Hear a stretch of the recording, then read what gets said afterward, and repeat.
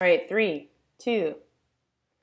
Hey guys, we're going to do another chapter 1 video focusing on section 3 in our book if you're following along in the same book as us in class. And we're just going to work more on distributive property because it can get complicated and it can get challenging for a lot of students. So I want you to feel like you really have it down. So the big essential question today is how can I use distributive property to solve complicated equations? And we're just going to try some more challenging ones and make sure you're starting to feel a little more confident with your skills. So let's do an example. Let's do a problem of a more complicated distributive property. So here's a great example. We're going to solve for x, and our equation is negative 2x equals negative 4 parentheses 2x plus 4 minus 2x. I'm going to read that again. Negative 2x equals negative 4 parentheses 2x plus 4 minus 2x. Some teachers, when they talk about parentheses, they use the word quantity. So I could have read this out loud. When I read the equation, I could have said negative 2x equals negative 4 quantity 2x plus 4 minus 2x. And quantity is another way of saying, hey, we've got this group. It's in a parenthesis. It's a quantity. It's just another way of saying the problem. But if I say that in class ever, I want you to be like, oh yeah, I remember. The word quantity is another way of saying the parentheses. We're going to try this problem. I'm going to make some more space on the screen here. I'm going to put a line down the equal sign. And when I see that parenthesis, or that quantity, I know distributive property is the first thing I need to do. So I'm going to take that negative 4 and I'm going to multiply it inside the parentheses. I'm going to do negative 4 times 2x and negative 4 times plus 4. So negative 4 times 2x is going to be a negative 8x, because 4 times 2 is 8. And a negative 4 times a 4 is going to be 16, but it'd be minus 16 because of the negative sign. So we did our distributive property, but we still have that minus 2x on the end. And on the other side, we still have equals negative 2x. We haven't done anything to the ends of this problem. Now what do I want to do? Well, I want the x's together. I want to isolate the variable. So you can do this lots of different ways. I'm going to go with doing this. I'm going to add the 8x first. I'm going to move 8x to the other side. So if I add the 8x, it'll move it. It'll get rid of it. And negative 2x plus 8, well, let's see, 8 take away 2 is 6. So it'd be 6x's. So 6x equals, and on the other side, negative 16 take away 2x. Okay, we're going to go from there. So let's move the 2x over. Let's add the 2x to the other side. I'm trying to get all the x's to the left. So 6x plus 2x is going to be 8x. And all we have left is that minus 16, negative 16. So we're almost done. All we got to do is get rid of the 8. So 8x means 8 times x. So we're going to divide the 8 away with a fraction. Divide the 8 from the left, divide it from the right. X is going to be negative 16 divided by 8. Now negative divided by a positive is a negative. And 16 divided by 8 is 2. So we get negative 2, and that's our solution. And if you wanted to, we could kind of go a little farther with this. Just for our notes, our Cornell notes, I think it's kind of nice. I'm going to move this problem over. We could have, each step of the way, labeled our properties. Like for instance, at the very beginning when we did the arrows, that was distributive property. So we can actually write that down and label it. When we added the 8x, that was the addition property, because we're adding the left and the right side. So addition property of equality.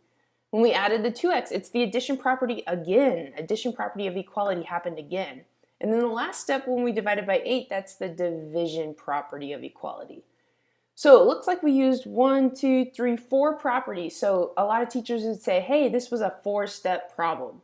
And for a typical 7th grader is supposed to master 2 steps. An 8th grader usually can do 2 and 3 steps. But by the time you get to 9th grade algebra, you should be able to do 4 or more steps to solve an equation. So this is a great example of a 4-step problem.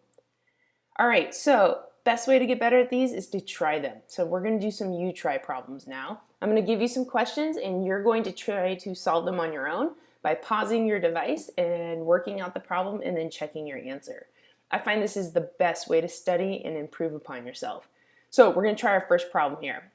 I'm going to label it letter A because we're going to do a couple of these. So here is your first problem. It is 5p take away 16 equals negative 3p plus 5 quantity p minus 2. Go ahead and hit the pause button on your device and see if you can do this one on your own. Okay, are you ready to check your answer? Did you finish? Let's do it. So first process, line down the equal sign. Parentheses tell me we've got distributive property, so that's the first thing I'm going to tackle. I'm going to multiply the 5 inside. 5 times p is 5p. 5 times minus 2 is minus 10. So that should be your first step. But then we still have everything to the left. So we still have 5p, take away 16 equals negative 3p. Now we got to get that variable, those variables all piled up on the left or the right side. It actually doesn't matter. I'm going to go left on this one. I'm going to add the 3p over. I'm going to get rid of it. 5p plus 3p is going to give me 8p. So I have 8p take away 16. And then what's left on the other side? Well, I still have 5p take away 10.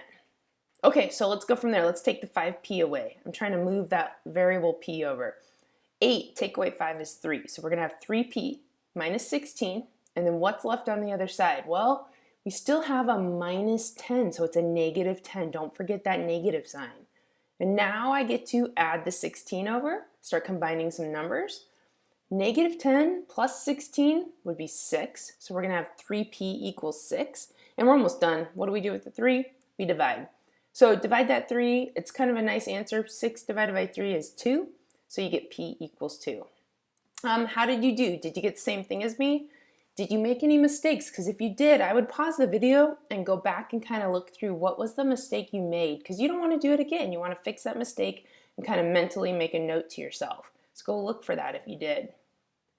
Okay, we're going to try another one, another you try. I'm going to call this letter B. Here's your next you try problem. This time you're going to solve for W. And the question is negative 9 plus 3W equals 1, take away 5, quantity 4W plus 2. Again, hit the pause button on your device. See if you can do this on your own.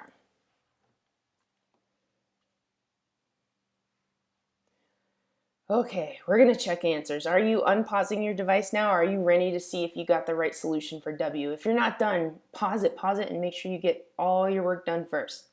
Okay, so line down the equal sign. Do not fall for the trap. Don't do 1, take away 5. It's distributive property first every time. You need to draw the arrows and multiply that minus 5 inside. So since it's a minus 5, when you multiply it by 4W, you get minus 20W.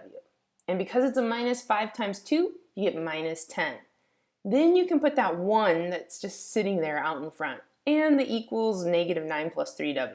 But that should be your first step, so really carefully check your first step. And then it's just, let's get the W's together. So I think I'm going to add the 20W over. 3 plus 20 will make it 23W. So I'm going to have negative 9 plus 23W.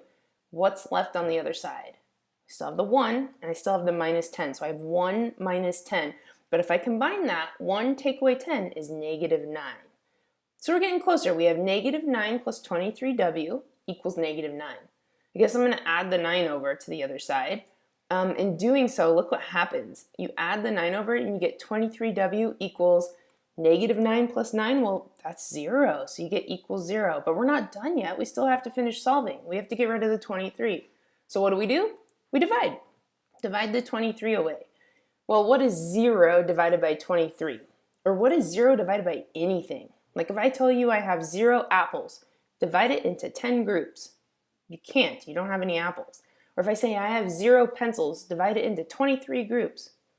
You can't divide 0 pencils. You don't have any pencils. You don't have any apples. I'm just making up items. I don't know why I'm picking pencils and apples, but if you have 0 of something, you can't make any groups. So when you go to divide, the answer is 0. It's nothing. So W equals 0 is your answer. And a lot of people think that this is a no solution. Don't fall for that trap. The W didn't disappear. It's still there. It's W equals 0. It's an answer. 0 is just a number. No solutions only happen when there's no more variables, when the W completely goes out of the problem and you just have numbers on the left and right. That's not the case. This is not a no solution problem. And a lot of people think it is, so you gotta be careful about that. How did you do? Did you get that one right? Did you make any mistakes? Look over your work and check. We're going to do one more of these, you guys, because it's really good practice. So we're going to do another you try. This time I'm going to call it letter C. And for this one, we are going to solve for x. Here is your setup. You have negative 5 parentheses x minus 4 equals 18 take away 5x. Go ahead for the last time, hit that pause button on your device and see what you get for this one. Give it your best shot. Thanks. Okay, are you unpausing your device? Are you ready to check? Because that's what we're going to do next. We are going to check our answer. So let's see, we've got definitely parentheses, definitely distributive property. So we're going to do -5 arrowed into the parentheses. -5 times x is -5x. -5 times a -4 becomes a +20. You gotta be careful about that. And it equals the whole 18 take away 5x. Let's get the x's together. Let's isolate the variable. So let's add the 5x to the other side. Here's where it gets weird. When you add the 5x to the other side, well, look what happens. -5 plus 5 cancels out. This is where the variables go away. There are no more x's. All we have is 20 equals 18. And 20 doesn't equal 18. That doesn't make any sense. This is where you're like, oh, slash through the equal sign doesn't make any sense at all. Some of you, when you did this yourself, you might have took the 18 away from both sides and gone even farther with this. If you did, then you ended up getting like 2 equals 0. That still doesn't make any sense. Either way, however you did this. So the answer is, what is x? We're supposed to be solving for x. Well, x is gone, and the answer doesn't make sense. So x is what we call no solution. This is a no solution problem. And I really want you to write your answers like this: x equals no solution. I think that's really crucial, that you're showing like there is no answer for x. There's no way to check my answer. Even if I tried to check any numbers, they would all fail. None of my checks would pass. Okay guys, so just kind of a quick video here, mostly just practicing solving equations. I hope you're feeling a little more confident in your skills. And if you're not, don't forget, you can always come get help from me before or after class, like in the mornings or after school. So don't forget you can do that. And I hope this made sense and you're feeling better. All right, thanks guys. Have a good day. Bye.